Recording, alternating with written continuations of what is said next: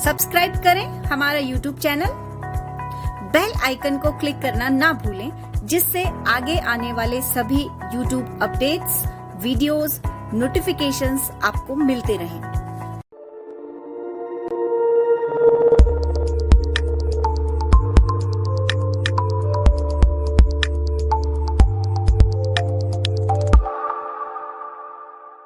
नमस्कार दोस्तों, परिष्कार वर्ल्ड में मैं प्रमोद कौशिक आपका हार्दिक अभिनंदन करता हूं। आज दोस्तों आपके लिए model test number 2 high court के उन अभ्यर्थियों के लिए जो एग्जाम दे रहे हैं और उनके लिए बहुत अच्छा मॉडल टेस्ट पेपर हमने तैयार किया है। पिछले टेस्ट पेपर के बहुत अच्छे रिस्पॉन्स आए थे, जिनसे हम एनकरेज हुए और हमने दूसरा मॉडल पेपर बनाया। तो let's start now. Choose the correct alternatives. Choose the correct alternatives. आपको सही अल्टरनेटिव चुनना है। यस, सही विकल्प को चुनना है कि इनमें कौन सा सही है। तो क्वेश्चन है आपके, पहला क्वेश्चन है, Hari dash the house before Shyam got there. इसके ऑप्शंस हैं left, had left, will have left, would leave. Yes, ये जो क्वेश्चन है आपको समझ में आ गया होगा कि लेफ्ट है, विल हैव लेफ्ट है, हैड लेफ्ट है, वुड लीव है। इसका मतलब the question is completely based on time and tense. Time और टेंस से रिलेटेड आपका एक क्वेश्चन है, तो कहीं न कहीं आपको ऐसा कोई हिंट जरूर मिल रहा होगा कि सही ऑप्शन क्या करें हम। तो देखिए क्वेश्चन को ध्यान से देखें आप, बिफोर दिया हुआ है बिल्कुल, और बिफोर के बाद में आपको श्याम गोट देयर ये दिया हुआ है, अर्थात बिफोर कंजक्शन है। व्हेन, आफ्टर, बिफोर जब कंजक्शन के रूप में होते हैं तो past perfect with past simple का हम यूज करते हैं। हालांकि future perfect with present simple भी होता है, लेकिन यहां की स्थिति कुछ अलग बन रही है। आपको दिया हुआ है पास्ट सिंपल। देखिए आप, Shyam got there, past simple दिया हुआ है, तो इसका मतलब आपको जो दूसरा पार्ट है वो करना है पास्ट परफेक्ट में। तो पास्ट परफेक्ट कौन सा है यहां पे? विल हैव लेफ्ट, जी नहीं, लेफ्ट केवल पास्ट सिंपल है। वुड लीव, ये भी नहीं है। आपका आंसर है हैड लेफ्ट, हैड लेफ्ट। तो आपका आंसर होगा बी। दो कार्य जो दोनों ही पास्ट में हुए, लेकिन उनमें एक पहले हुआ और एक बाद में हुआ। जो एक्शन पहले होता है उसको हम पास्ट परफेक्ट में शो करते हैं, और जो बाद में होता है उसको पास्ट सिंपल में शो करते हैं, और उन्हें जोड़ा किससे जाता है? When, after, before. Okay, second question, I bought a new car last year but I dash my old car yet, so at present I have 2 cars. ये क्वेश्चन भी आपका टेंस रिलेटेड ही है। कैसे? क्योंकि एक तो आपको नीचे से देख सकते हैं आप कि हैव है, डिड है, सेल है, सोल्ड है। तो सेल और सोल्ड ये तो प्रेजेंट और पास्ट फॉर्म है, तो ये तो मेन वर्ब है। इधर ये हैव नॉट सोल्ड ये प्रेजेंट परफेक्ट है, डिड नॉट सेल ये पास्ट सिंपल है। अब इनमें कौन सा सही है, इसके लिए क्वेश्चन को दोबारा ध्यान से देखना होगा। I bought a new car last year, ये पास्ट सिंपल है बिल्कुल। But I my old car yet, देखिए यट सेंटेंस में कहीं न कहीं कोई न कोई क्लू जरूर होता है, but it depends on you, you arrive और नॉट। आप पे डिपेंड करता है कि आप वहां तक पहुंचते हैं या नहीं। यट नेगेटिव सेंटेंस और इंटेरोगेटिव नेगेटिव, अर्थात नकारात्मक और प्रश्नवाचक नकारात्मक वाक्यों में यूज किया जाता है। कौन से टेंस में? प्रेजेंट परफेक्ट में। तो यहां पे आपका आंसर सही कौन सा होगा? Option B, yes. और आपका सेंटेंस इस तरह पढ़ा जाएगा, I bought a new car last year, पिछले साल मैंने एक नई कार खरीदी थी। But I have not sold my old car yet, मैंने अभी तक मेरी पुरानी कार को नहीं बेचा है। So at present I have 2 cars, इसलिए वर्तमान में मेरे पास 2 कार हैं। एक बात और बताऊं आपको मैं कि यट जो है, यट का मतलब है अभी तक। क्या मतलब है? अभी तक। और यट की जो पोजीशन है, यट एक्चुअल में एडवर्ब है। अगर एडवर्ब का कोई क्वेश्चन आता है आपके सामने तो आप कैसे सोल्व करेंगे कि यट की जो पोजीशन है, यट कहां यूज होता है? यट आपका वर्ब की थर्ड फॉर्म या फिर ऑब्जेक्ट के बाद यूज होता है। प्रेजेंट परफेक्ट में मेन वर्ब की थर्ड फॉर्म के बाद यूज होता है, या फिर अगर ऑब्जेक्ट भी दिया हुआ है तो फिर आप ऑब्जेक्ट को प्राथमिकता देंगे, फिर आप ऑब्जेक्ट के बाद यूज करेंगे। एग्जैक्टली वैसा ही हुआ है। देखो आप यहाँ पे ओल्ड कार क्या है? ऑब्जेक्ट है, और इसके बाद हमने यट का यूज कर रखा है।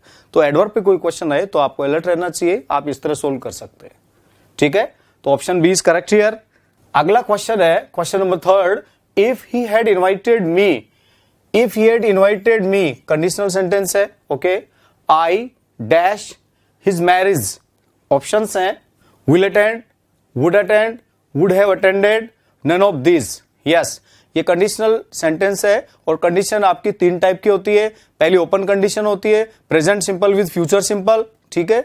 और सेकंड जो कंडीशन होती है उसको इमेजिनरी कंडीशन बोलते हैं और वो होती है पास्ट सिंपल, ठीक है। एक तरफ कंडीशनल क्लोज में पास्ट सिंपल होता है या फिर वर्ब का यूज होता है और दूसरी तरफ would plus first form, could और माइट भी यूज हो सकते हैं। और तीसरी जो कंडीशन है इसको अनफुलफिल्ड कंडीशन बोलते हैं, जिसमें आपका जो कंडीशनल क्लोज है वो तो आता है पास्ट परफेक्ट में और जो मेन क्लोज है वो would have plus third form आता है, ठीक है।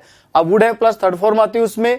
अब दिया हुआ क्या है, डिपेंड ये करता है कि आपको क्या दे रखा है और क्या पूछ रहा है। तो देखते हैं क्या दिया हुआ है। आपको दिया हुआ है कंडीशनल क्लोज। यस, ये कंडीशनल क्लोज है जो आपको दिया हुआ है, if he had invited me.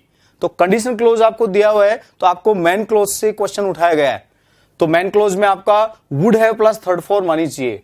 Option C, would have plus third form. Yes, इसका जो फॉर्मूला है वो है, देखिए, if plus subject plus past perfect. Past perfect से मेरा मतलब है हैड प्लस वर्ब की थर्ड फॉर्म। ये तो आपका कंडीशन क्लोज हो गया। प्लस मेन क्लोज आपका होता है subject plus would have plus verb की थर्ड फॉर्म। ये आपका मेन क्लोज हो गया, ठीक है। क्वेश्चन दोनों में किसी तरफ से उठाया जा सकता है, एक साइड आपको एकदम सही मिलेगी, ठीक है। और वो आपके लिए हिंट है कि आपको दूसरी तरफ क्या करना है। ओके, अब हम देखते हैं next question. Mayank will have reached his village before you ring him. Mayank will have reached his village. Yes, ये विलेज बोलता है, देखिए फोनेटिक्स में हम विलेज बोलते हैं, ये विलेज बोलता है एक्चुअल में। तो Mayank will have reached his village before you ring him. Option इसके future simple, future perfect, past perfect और नन ऑफ दिस। यस, अब देखिए यहां आपको टेंस को आइडेंटिफाई करना है कि यहां कौन सा टेंस दिया हुआ है, ठीक है। यहां आपको करना कुछ नहीं है, करेक्शन वगैरह कुछ नहीं करना है। आपको आंसर किस तरह से होना चाहिए कि यू हैव टू जज विच टेंस हैज बीन गिवन, कौन सा टेंस दिया गया या सेंटेंस किस टेंस का है। देखिए Mayank will have reached. Will have reached कहां आता है, विल हैव रीच्ड आता है फ्यूचर परफेक्ट में, ठीक है। हैव फॉर्म जहां भी होती है वहां मेन वर्ब की थर्ड फॉर्म होती है और परफेक्ट ही होता है। चूंकि साथ में विल दिया हुआ है तो ये फ्यूचर परफेक्ट कहलाएगा। देखिए आप, तो ऑप्शन ये रहा, option B. Option B is correct here. और हाँ, फ्यूचर परफेक्ट में डबल एक्शन वाले सेंटेंस भी आते हैं, जैसा कि आपके सामने है कि Mayank will have reached his village. ये आपका फ्यूचर परफेक्ट है और बिफोर यहां पे कनेक्टिव है और साथ में प्रेजेंट सिंपल का कॉम्बिनेशन है। तो future perfect with present simple और connective when after before, just like past perfect. वहां क्या था, past perfect with past simple, ठीक है। ओके, नेक्स्ट क्वेश्चन है, during hot season most trees have only leaves. Option है ए फ्यू, ए और few, the, a few, the, few, the और little. बहुत शानदार क्वेश्चन है और एक्चुअल में जो क्वेश्चन है वो यहां से उठाया गया है एडजेक्टिव्स से, ठीक है, जिसको आप डिटरमिनर्स भी बोल सकते हैं। तो ड्यूरिंग हॉट सीजन, गर्म सीजन के दौरान यानी गर्म ऋतु के दौरान क्या होता है, most trees have only leaves. आपके सामने हिंट क्या है, एक तो ओनली है, ओके, बस मेनली तो ओनली आपके सामने हिंट है, बाकी तो इसको आप हिंट नहीं कह सकते। ये तो स्पेसिफिक सेंस है जो आपको जज करना है, आपको ऑर्डिनरी सेंस नहीं लगना चाहिए यहाँ पे, क्योंकि हम किसकी बात कर रहे हैं कि ड्यूरिंग हॉट सीजन, जो गर्म सीजन होता है, गर्म ऋतु होती है गर्मी में, मोस्ट ट्रीज ज्यादातर जो पेड़ हैं, ठीक है, हैव ओनली लीव्स, उन पे पत्तियां होती हैं। अब देखो आप, we are talking about a specific season here, it means हम यहां हॉट को स्पेसिफाई कर रहे हैं, तो दा गया। अब देखिए द तो कई जगह है, यहां भी है, यहां भी है, यहां भी है, बिल्कुल है। अब इससे तो काम होना नहीं, थोड़ा और प्रयास करना होगा। मोस्ट ट्रीज हैव ओनली, जहां ओनली दिया हुआ है वहां हम किसका यूज करते हैं पता आपको, ए फ्यू या ए लिटिल, ए फ्यू या ए लिटिल। अब बात एक और निकल के आती है कि फ्यू और लिटिल में हम चूज किसको करें, ये डिपेंड करता है आगे आने वाली नाउन पे, और आगे आने वाली नाउन है आपकी plural noun, and plural noun यानी काउंटेबल है। तो काउंटेबल के साथ आप लिटिल का ग्रुप तो ले ही नहीं सकते, क्योंकि लिटिल, ए लिटिल और द लिटिल ये तो अनकाउंटेबल से पहले यूज होता है। तो आप किसको लेंगे? आप लेंगे फ्यू, और फ्यू में भी कौन सा? A few. तो option B is correct here, क्योंकि ओनली दिया हुआ है, ओनली के कारण हमें ए फ्यू ही लेना पड़ेगा, पर्टिकुलर। ठीक है, तो आपका सेंटेंस कैसे बोला जाएगा? During the hot season most trees have only a few leaves. Yes, एक चीज आपकी और क्लियर कर देता हूं कि जो फ्यू, ए फ्यू और द फ्यू, इनमें क्या अंतर है? देखिए, फ्यू, ए फ्यू और द फ्यू, इससे क्या है? Little, a little, the little अपने आप समझ में आ जाएगा, खाली नाउन का ही डिफरेंस है, बाकी कोई डिफरेंस नहीं है। फिर फ्यू ये नेगेटिव सेंस देता है, ठीक है। ए फ्यू ये पॉजिटिव सेंस देता है, ठीक है। और द फ्यू उपलब्ध संपूर्ण, उपलब्ध संपूर्ण, ठीक है। All that are available. अब फ्यू, ए फ्यू और द फ्यू, नेगेटिव सेंस में तो फ्यू आ गया, यानी बहुत कम। ये पूरा ग्रुप यूज कहां होता है? ये प्लूरल नाउन से पहले यूज होता है। ये तो दोनों, ये तो कॉमन बात हो गई सभी के साथ कि फ्यू, ए फ्यू और द फ्यू ये प्लूरल नाउन से पहले यूज होते हैं। प्लूरल नाउन तो काउंटेबल तो अपने आप ही है, ठीक है। ये तो कॉमन बात हुई कि प्लूरल नाउन से पहले यूज होंगे। और जब हम इनको अलग अलग पढ़ते हैं तो फ्यू आता है नेगेटिव सेंस, अर्थात नहीं के बराबर, बहुत कम। जैसे मान लीजिए 50 स्टूडेंट्स का बैच है और उसमें मात्र 5-6 बच्चे हैं, तो हम क्या बोलेंगे कि there are few students in classroom so I can't teach now. ठीक है, अब मैं पढ़ा नहीं सकता। क्यों? क्योंकि 5 स्टूडेंट है और 50 का बैच है तो नुकसान हो जाएगा। न के बराबर स्टूडेंट्स हैं, बहुत कम है। और ए फ्यू पर्याप्त, ज्यादा नहीं लेकिन ठीक है, काम चल जाएगा, वहां ए फ्यू का यूज होता है। और द फ्यू उपलब्ध संपूर्ण, इसमें रिलेटिव क्लोज होता है जो दैट से जुड़ा हुआ हो भी सकता है और खाली कोमा भी हो सकता है, ठीक है। जैसे the few audience that gathered in musical concert slipped away, यानी थोड़े बहुत ऑडियंस जो कि म्यूजिकल कंसर्ट में गैदर हुए थे और वो भी खिसक गए, चले गए, ठीक है। तो फ्यू, ए फ्यू और द फ्यू। अब बात करें little, a little, the little की, तो वहां क्या होगा? लिटिल जो ग्रुप लिटिल है और जो ए लिटिल है और जो द लिटिल है, इसमें लिटिल तो कॉमन है जो सब में आ रहा है, तो लिटिल आता है अनकाउंटेबल नाउन से पहले, ठीक है। अब खाली लिटिल आएगा तो वो नेगेटिव सेंस हो गया, जैसे कि ये, और ए लिटिल आ गया तो पॉजिटिव हो गया, और द लिटिल आया तो सेम वही रिलेटिव क्लोज साथ में, ठीक है। और बाकी हमारे लेक्चर्स हमने बहुत अच्छा समझा रखा है इसको। एडजेक्टिव का लेक्चर आप देख लेना मेरा। Yes, next, table is made of wood. Table is made of wood, a, the, cross, दोनों में क्रॉस, दी और the. Yes, table okay, is made of wood. जो टेबल है वो लकड़ी की बनी हुई है, ठीक है। तो एक टेबल लकड़ी की बनी हुई है ऐसा तो बोलेंगे तो इट विल बी रिडिकुलस, ये तो बिल्कुल नहीं जमेगा। तो ए वाला ऑप्शन तो आ ही नहीं सकता। और दूसरी बात, जो वुड है, वुड के साथ तो आप आर्टिकल का प्रयोग नॉर्मली कर ही नहीं सकते। क्यों? क्योंकि मटेरियल नाउन है, और मटेरियल और एब्स्ट्रैक्ट नाउन के साथ जनरली आर्टिकल का यूज नहीं होता है। हाँ, स्पेसिफिक सेंस में हो सकता है। तो स्पेसिफिक सेंस यहां कुछ नजर आ नहीं रहा, तो ए और दी को तो आप ऐसे हटा दें। अब इधर क्रॉस और क्रॉस ये हो नहीं सकता बिल्कुल भी, क्योंकि आगे तो ये बात लागू हो जाएगी लेकिन यहां लागू नहीं होगी, तो ये भी नहीं आ सकता। दोनों के साथ देखा प्रयोग बिल्कुल नहीं हो सकता। क्यों? एक के साथ तो चलो चल जाए, लेकिन वुड के साथ कैसे होगा? क्योंकि वुड तो वही मैंने बताया था अभी आपको कि मटेरियल और एब्स्ट्रैक्ट नाउन के साथ जनरली आर्टिकल का यूज अलाउ नहीं है, तो इस ऑप्शन को हम वैसे एक्सेप्ट नहीं कर सकते। तो this option is correct here. Yes, तो बोलेंगे कैसे इसको? The table is made of would.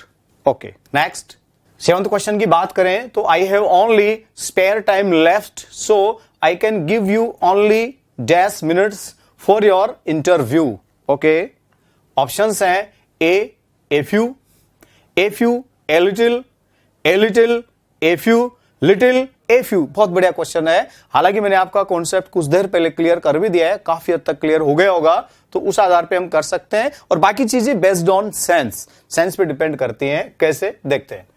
I have only, मैंने बोला था आपको कि जहां ओनली आता है वहां आपको ए फ्यू और ए लिटिल को लेना पड़ेगा, ठीक है। अब डिपेंड किस पे करता है? आगे आने वाली नाउन पर। नाउन कैसी है? I have only, time uncountable noun है, तो क्या आएगा? I have only a little time, ठीक है, ए लिटिल टाइम, तो I have only a little spare time left, मेरे पास थोड़ा सा, यानी ऐसे नहीं कि बिल्कुल ही नहीं है लेकिन कम है। I have only a little spare time left, थोड़ा सा वक्त मेरे पास बचा हुआ है, so I can give you only, इसलिए मैं आपको दे सकता हूं only a few minutes for your interview, आपके इंटरव्यू के लिए थोड़ी सी मिनट्स, यानी कुछ मिनट्स आपको मैं दे सकता हूं, ठीक है, जो कि I think will be sufficient. तो आ गया यहां पे ऑप्शन सी, ए लिटिल और ए फ्यू। ओके, अब हम आगे बढ़ते हैं। She has dash more dresses to sew, सिलाई करना, but there is only dash thread left on the reel. Okay, she has more dresses to sew, सिलाई के लिए उसके पास क्या बहुत सारी ड्रेसेस हैं, लेकिन देर इज ओनली, लेकिन धागा तो बहुत कम बचा हुआ है, थ्रेड तो बहुत कम है, तो क्या करें इसके लिए, ओनली दे रखा है तो आपको ए लिटिल तो देखना ही पड़ेगा, कहां से है, थ्रेड, थ्रेड वैसे भी अनकाउंटेबल है, थ्रेड को आप काउंट नहीं कर सकते, नहीं, तो ए लिटिल तो लेना ही हमें, अब साथ में मैनी को भी लेना है, क्योंकि ड्रेसेस क्या है, ड्रेसेस तो काउंटेबल है ना, तो आपका सेंटेंस कैसे बोला जाएगा, she has many more dresses to sew but there is only a little thread left on the reel, अर्थात कम धागा बचा हुआ है। अगर हम इसको देखें थोड़ी देर के लिए, आप सोचिए इसको भी तो ले सकते थे, लेकिन इसको लेने का मतलब तो है कि धागा न के बराबर है, धागा न के बराबर है, तो ऐसा तो कोई सेंस यहां पे दिखाई भी नहीं दे रहा, तो option B is correct here. Okay, अब हम आगे बढ़ते हैं। क्वेश्चन नंबर 9 से 11 तक change into passive voice, it means आपको एक्टिव वॉइस दिया हुआ है और पैसिव वॉइस में आपको कन्वर्ट करना है। ध्यान रहे, पैसिव से एक्टिव भी आ सकता है, कहीं आप इससे कर्म नहीं रह जाएं कि साहब पैसिव से एक्टिव तो आता ही नहीं, आता है, इनडायरेक्ट से डायरेक्ट भी आता है, जैसे डायरेक्ट से इनडायरेक्ट स्पीच आता है, लाइक दैट, ठीक है। तो आपको एक्टिव से पैसिव में चेंज करना है, तो देखते हैं क्वेश्चन नंबर 9।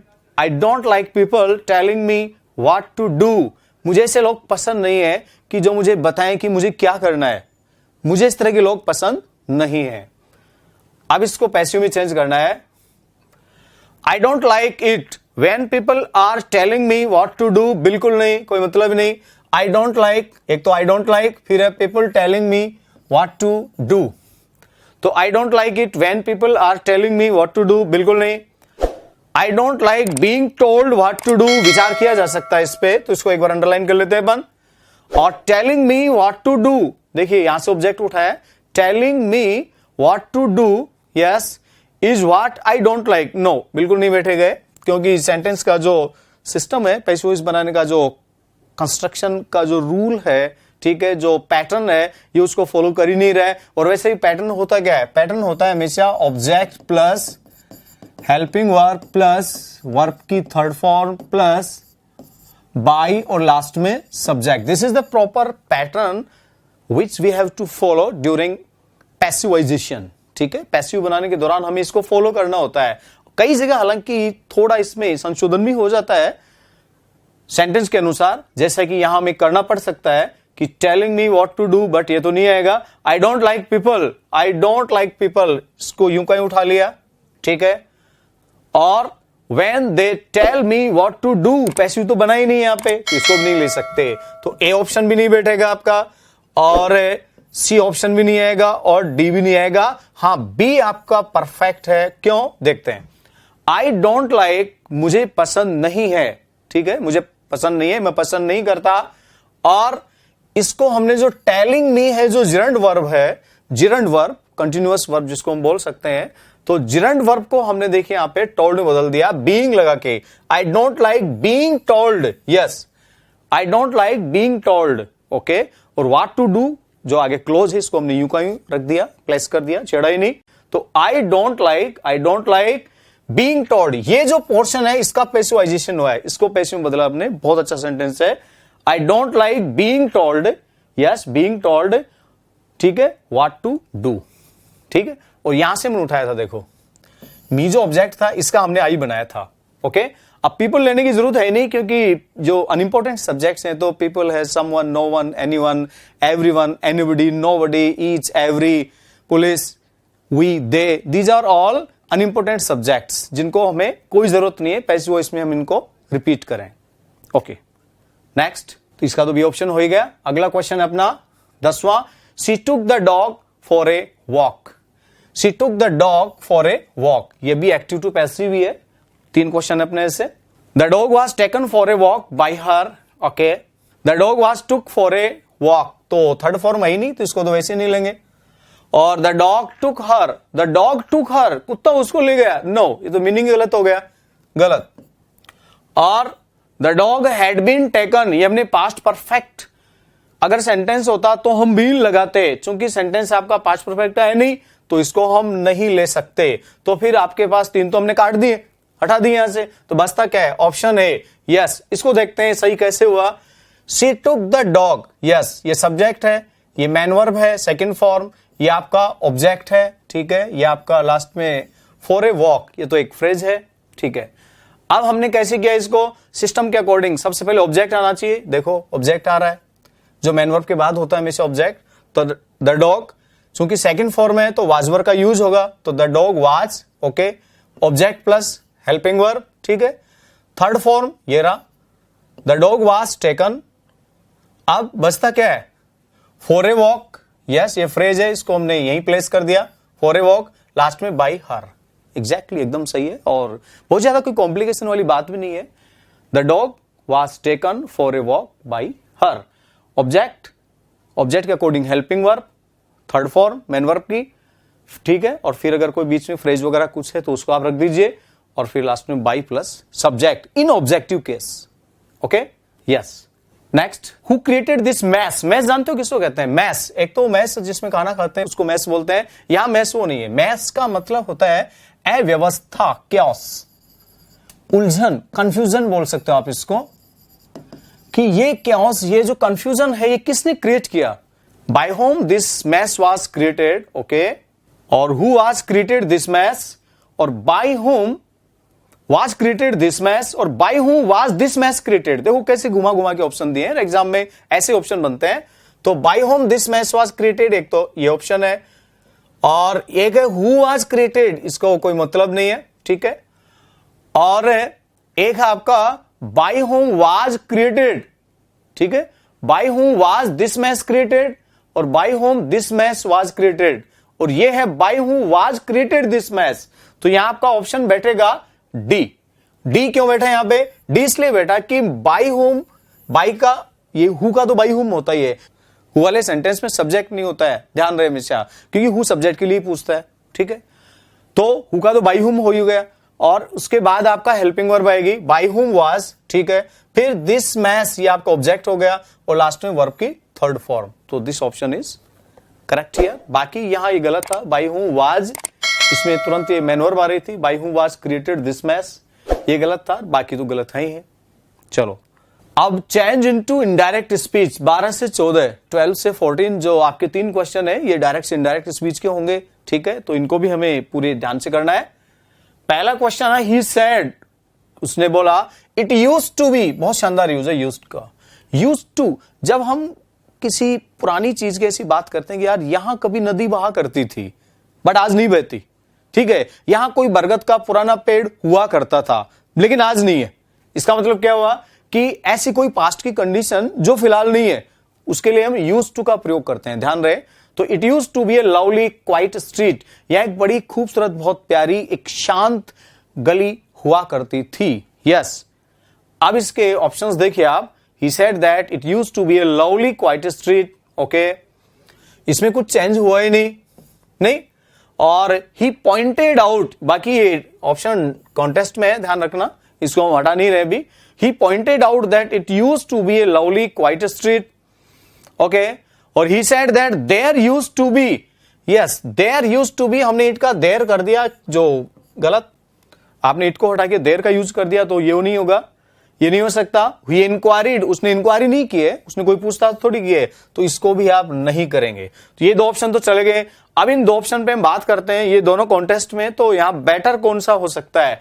उसने बोला कि यह गली एक बहुत सुंदर, यानी बड़ी ही प्यारी और शांत गली हुआ करती थी, यानी ये ऐसे, ये गली, इसका मतलब पॉइंटिंग, पॉइंटिंग आउट समथिंग, किसी चीज की ओर इशारा किया जा रहा है, तो हम किसको देंगे? प्राथमिकता पॉइंट को देंगे। ये एक नॉर्मल कहना है, तो option B is correct here. ठीक है, अगर बी ऑप्शन नहीं होता यहां पे तो फिर आंसर आपका ए ही होता। ओके, नेक्स्ट, तो भव्य सैड, भव्य सैड, ये भव्या भी हो सकता है, भव्या होगा तो देखिए फिर आपको आई का सी करना पड़ेगा, चूंकि हम यहां मेल के हिसाब से बात कर रहे हैं। तो Bhavya said I will do it now or never.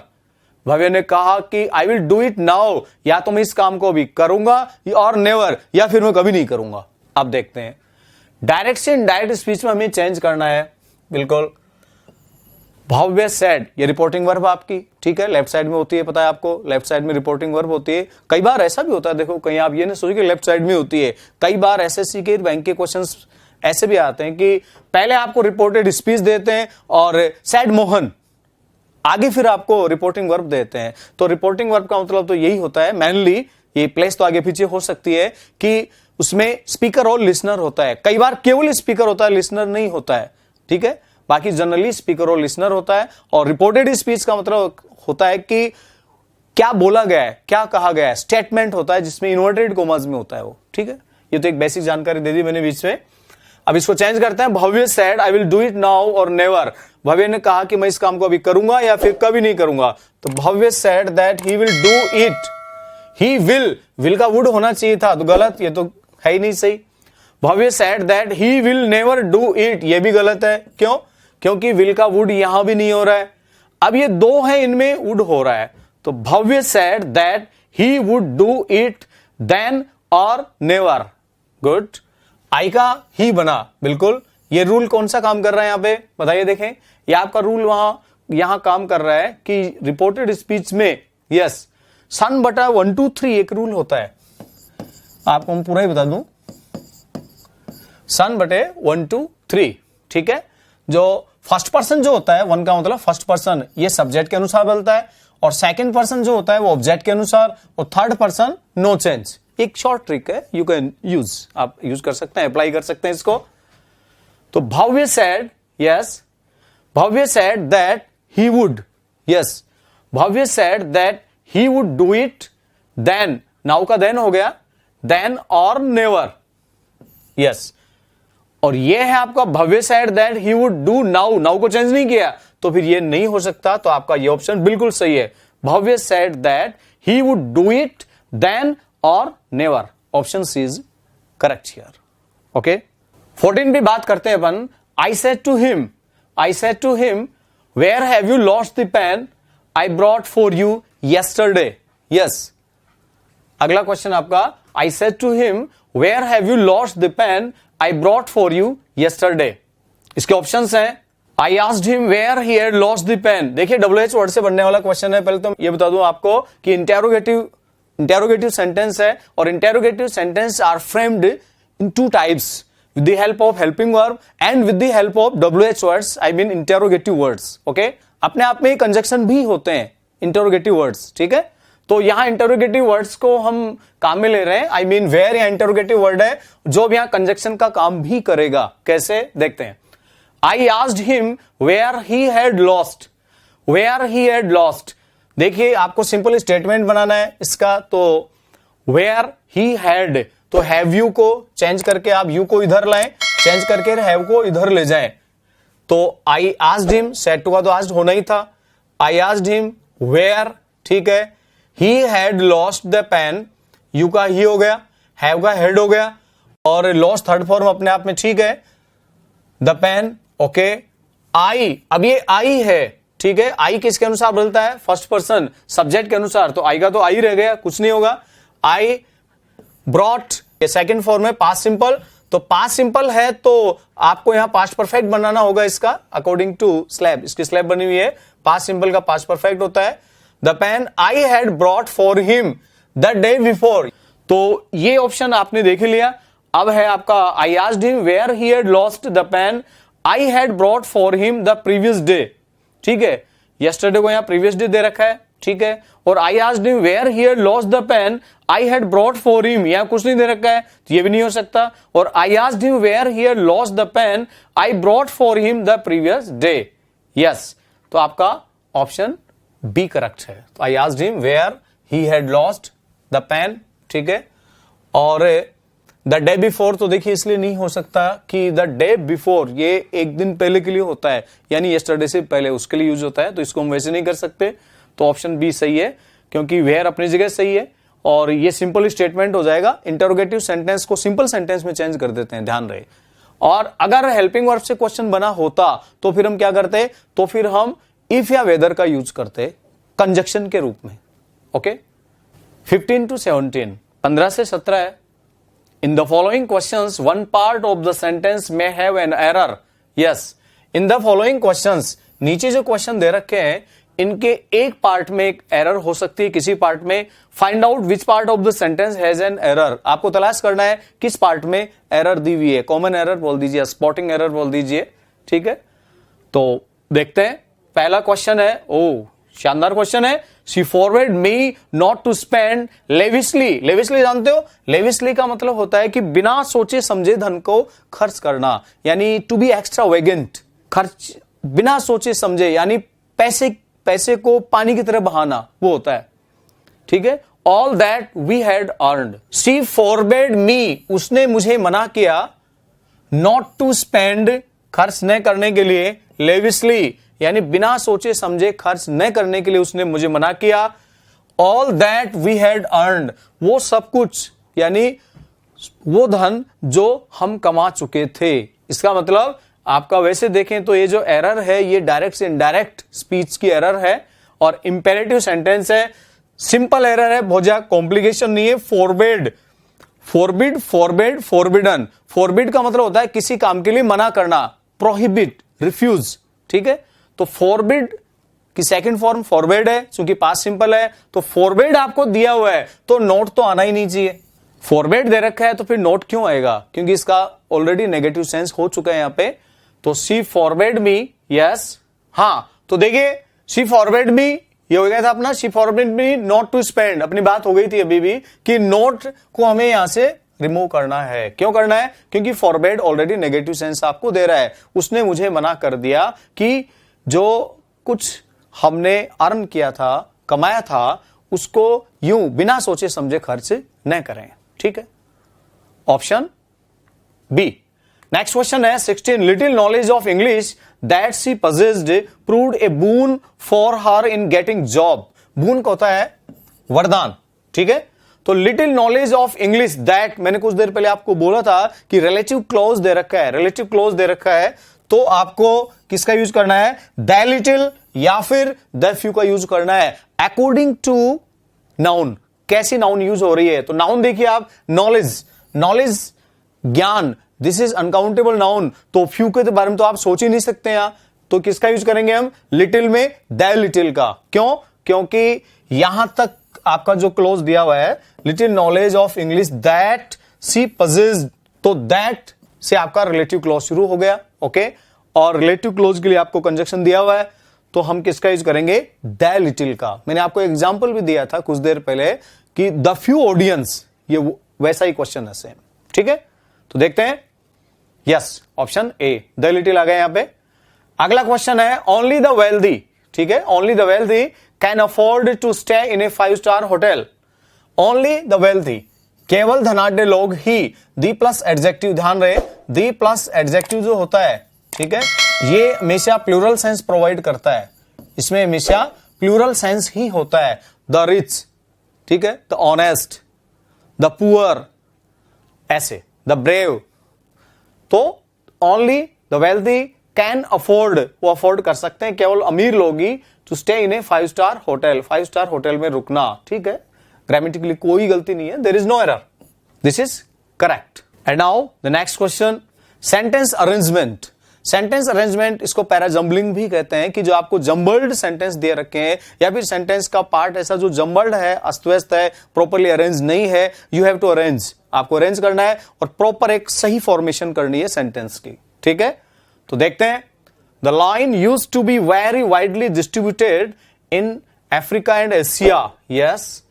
अब इसके ऑप्शन है आपके सामने, the lion used to be, पहले इसका मतलब समझे कि जो लाइन था शेर, वो क्या, used to be very widely distributed in Africa and Asia, ठीक है। अफ्रीका और एशिया के अंदर खूब आपको उसमें वाइडली डिस्ट्रीब्यूटेड यानी विस्तृत रूप से बटे हुए थे, ठीक है, लॉयन। और there are special forest zone set aside for wild life in various countries. There are special forest zone, ऐसे स्पेशल फॉरेस्ट जोन हैं जो कि set aside for wild life in various countries, बहुत सारे देशों में वाइल्ड लाइफ के लिए अलग से निर्धारित हैं ऐसी जो फॉरेस्ट जोन है स्पेशल।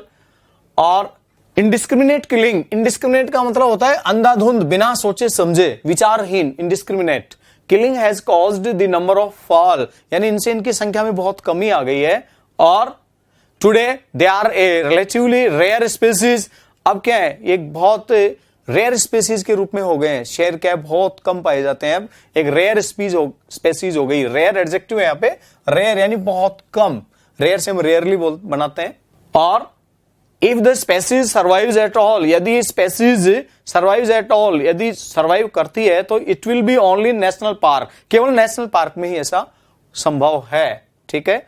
और लास्ट ऑप्शन है तो ये ऐसा हो ही गया था। लास्ट का sentence I mean first sentence से फिर जुड़ेगा लास्ट में कि no hunting is permitted, yes no hunting is permitted, कोई भी हंटिंग यानी शिकार अलाउ नहीं है इन सच रिजर्व एरिया, ऐसे जो आरक्षित जो संरक्षित जो क्षेत्र होते हैं उनमें कभी भी हंटिंग अलाउ नहीं होती है। यस, इनमें आपको करना क्या है, ये एक्चुअल में एक ही स्क्रिप्ट है जिसको आपको प्रॉपरली अरेंज करना है और आपको पहला और लास्ट सेंटेंस अपनी जगह पर रहेगा, उसको आपको बिल्कुल नहीं छेड़ना है। बीच में जो दिए हुए हैं आपको उन्हें सेटल करना है, उन्हें अरेंज करना है प्रॉपरली, ठीक है। अब हम देखते हैं इनको अरेंज कैसे करना है, ठीक है। तो SRPQ, RSPQ, QSPR। अब चूंकि अपने सामने स्क्रीन पे तीन ऑप्शन तो है, दो पीछे हैं तो हमें बैक भी जाना पड़ेगा, ठीक है। तो RQSP, पहले हम शुरुआत कर देते हैं इसकी। RQSP, यस, कि today they are a relatively rare species. अब क्या आज क्या है कि वो बहुत रेयर स्पीसीज के रूप में पाए जाते हैं, यस, यहां से इसकी शुरुआत होगी। हमने देश से शुरुआत इसलिए की कि जो लॉयंस हैं उनकी बात कर रहे थे हम, तो उसके हिसाब से हम दे का प्रयोग कर सकते हैं, यहाँ पे कोई दिक्कत ही नहीं है, ठीक है। और फिर क्यों लिया हमने कि कम क्यों पाए जाते हैं, इसका क्या रीजन है, इसको आप इससे जोड़ेंगे, ठीक है, ठीक है। पूरे स्क्रीन पे 5 ऑप्शन होते तो आपको और भी बेहतर समझ में आ सकता था, बट यू कैन डू, कर सकते हैं आप, क्योंकि पिछले 2 सेंटेंस हमें ध्यान में। तो क्यों आएगा इसके बाद में कि इंडिस्क्रिमिनेट किलिंग, यानी जो अंधाधुंध उनका जो मारना है, उनकी जो हत्या है, उससे ऐसा हुआ है, इनकी संख्या में कमी आई है। यानी ये जो है ये क्यों हुआ है, इसका रीजन ये है, बिल्कुल है। फिर हम आते हैं एस पे, ठीक है, कि if the species survives at all, यदि ये प्रजाति सर्वाइव करती है तो it will be only national park, तो केवल नेशनल पार्क में ही, ठीक है। अब इनके सर्वाइवल के बारे में बात करते हैं तो ऑप्शन सी बिल्कुल सही है।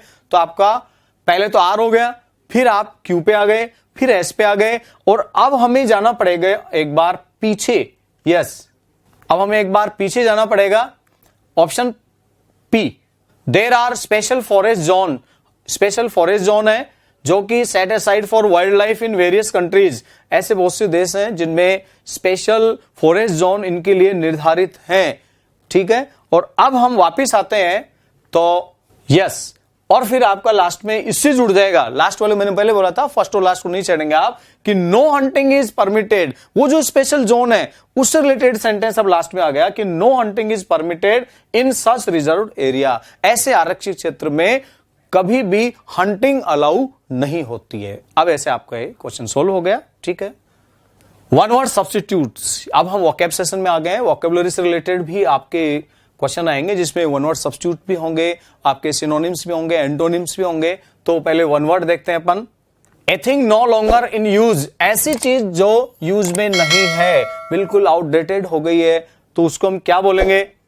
इल्यूजन, बिल्कुल नहीं। इल्यूजन का तो मतलब ही अलग है। इल्यूजन का मतलब होता है भ्रम, इल्यूजन का मतलब होता है भ्रम, ठीक है।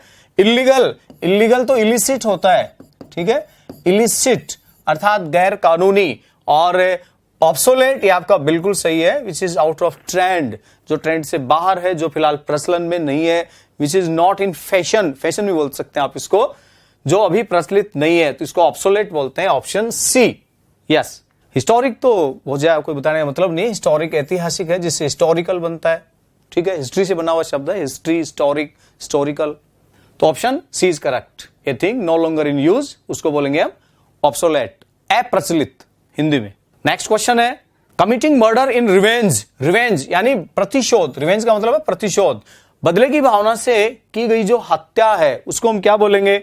मैसेक्र, ठीक है, मैसेक्र, मैसेक्र नो, ये बिल्कुल नहीं बोलेंगे, इसका अर्थ अलग होता है, इसका अर्थ होता है नरसंहार, ठीक है।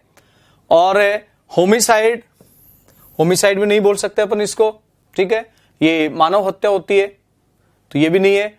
रेजिसाइड, ये राज हत्या होती है, ये भी नहीं है, ठीक है। वेंडेटा, वेंडेटा का मतलब होता है बिल्कुल यही कि जो रिवेंजफुल तरीके से या फिर प्रतिशोध की भावना से की गई जो हत्या है उसको बोलेंगे हम वेंडेटा।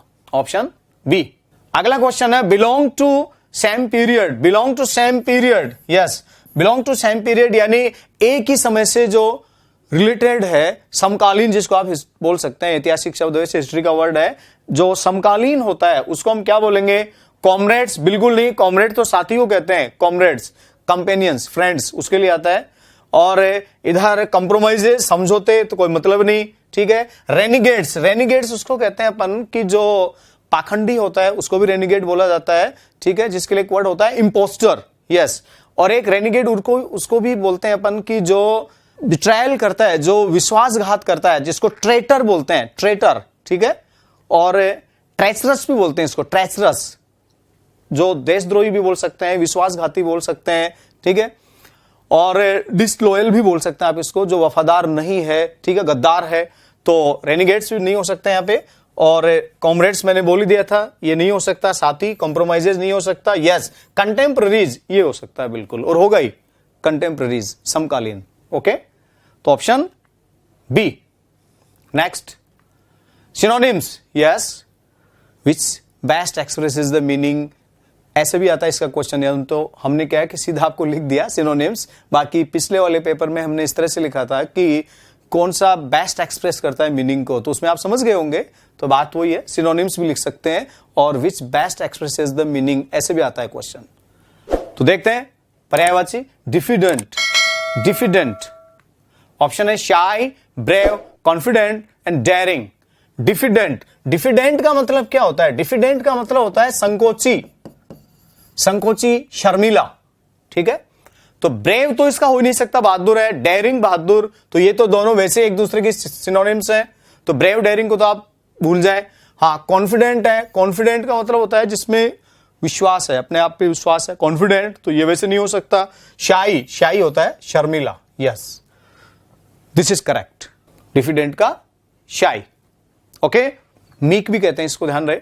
कॉन्स्ट्रेन, कॉन्स्ट्रेन, कॉन्स्ट्रेन का सिनोनिम क्या होगा? कॉन्स्ट्रेन, कॉन्स्ट्रेन का मतलब क्या है? पहले तो ये आना चाहिए। कॉन्स्ट्रेन का मतलब होता है कि आप किसी को प्रतिबंध लगाते हैं, किसी पे रेस्ट्रिक्ट करते हैं किसी के ऊपर, ठीक है, किसी को बाध्य करते हैं, कंपेल करते हैं, किसी को फोर्स करते हैं, वो होता है कॉन्स्ट्रेन। तो इसका रेस्ट्रिक्ट होगा आपका ऑप्शन सी, रेस्ट्रिक्ट, किसी को बाध्य करना, कंपेल बोल सकते हैं आप इसको, फोर्स भी बोल सकते हैं आप, ठीक है। स्ट्रेस तो कोई मतलब नहीं, बलाघात है। और कॉन्ट्राडिक्ट, ये खंडन करना है, जेनाई जो होता है, जेनाई, खंडन करना, ये वो है, तो इसका कोई मतलब नहीं। ऑब्स्ट्रक्ट, बाधा पहुंचाना, बाधा उत्पन्न करना, ऑब्स्ट्रक्ट, जिससे बनता है ऑब्स्ट्रक्शन, ठीक है, तो इसका कोई मतलब नहीं। तो ऑप्शन सी अपना बिल्कुल सही है। अब देखते हैं हम एंटोनिम्स। एंटोनिम का मतलब है विलोम शब्द, ऑपोजिट्स। तो इसमें आपके क्वेश्चन दो ही मिलेंगे आपको। वैनिटी, सिनोनिम्स के भी दो ही थे, वैनिटी, घमंड, ठीक है। तो एंटोनिम देखने में तो प्राइड तो देखिए सिनोनिम हो गया इसका, तो मतलब ही नहीं, नो। लव, प्रेम, बिल्कुल नहीं। करेज, साहस, ये तो हो ही नहीं सकता, तो ये सिनोनिम है। वैनिटी, घमंड, ये तो इसका सिनोनिम ही है। लव, ये एंटोनिम हो नहीं सकता, करेज हो नहीं सकता। तो घमंड के लिए हम विनम्रता का यूज कर सकते हैं यहां पे, ह्यूमिलिटी, ह्यूमिलिटी, यस, मॉडेस्टी जिसको अपन बोलते हैं, मॉडेस्टी, ठीक है। पोलाइटनेस भी कह सकते हैं आप इसको, पोलाइटनेस, एब्स्ट्रैक्ट नाउन वैसे, ठीक है। मॉडेस्ट, मॉडेस्टी, ठीक है। तो वेनिटी, झूठा घमंड, तो इसका हो गया ह्यूमिलिटी। modesty, विनम्रता। Next, captivate. कैप्टिवेट के लिए आपके सामने ऑप्शन, तो पहले कैप्टिवेट का मतलब क्या होता है इसको देखते हैं अपन। कैप्टिवेट किसको कहते हैं? कैप्टिवेट का मतलब होता है कि आकर्षित करना, ठीक है। फैसिनेट बोल सकते हो आप इसको, फैसिनेट। आप इसको अट्रैक्ट भी कह सकते हैं, कैप्टिवेट, और एल्यूर भी कह सकते हैं आप इसको। फैसिनेट हो गया, अट्रैक्ट हो गया, एल्यूर हो गया, आकर्षित करने के लिए। तो इसके लिए सीधा सा है कि आकर्षित करना, तो सीधा इसका डिस्ट्रैक्ट हो जाएगा आपका, डिस्ट्रैक्ट, एंटोनिम। बाकी जो वर्ड्स हैं ये इम्प्रिजन का कोई मतलब नहीं है, बंदी बनाना, प्रिजन इम्प्रिजन हो गया। और इधर ऑब्सक्यूर होता है गूढ़, अस्पष्ट को भी बोलते हैं, अस्पष्ट, ऑब्सक्यूर, जिसको आप विच इज नॉट क्लियर, ठीक है। और जिसको वेग, एक VAGUE, वो भी होता है इसका सिनोनिम। तो ऑब्सक्यूर तो हो गया, गूढ़ है, अस्पष्ट है। और रैप्चर का मतलब होता है कि एक्सेस एक्साइटमेंट, बहुत ज्यादा एक्साइटमेंट हो, बहुत ज्यादा खुशी हो, एक्सेस प्लीजर और एक्साइटमेंट, उस स्थिति को बोलते हैं अपन रैप्चर। तो ये भी नहीं है, तो आंसर तो खैर अपना पहले ही हो ही गया, कैप्टिवेट का डिस्ट्रैक्ट। यस, ठीक है दोस्तों, इसी के साथ हमारा ये practice session, model test paper complete होता है। हमने हमारी तरफ से पूरा प्रयास किया है आपको कई तरह के क्वेश्चंस देने का और उनको प्रॉपरली एक्सप्लेन करने का। तो thanks for listening me attentively. धन्यवाद।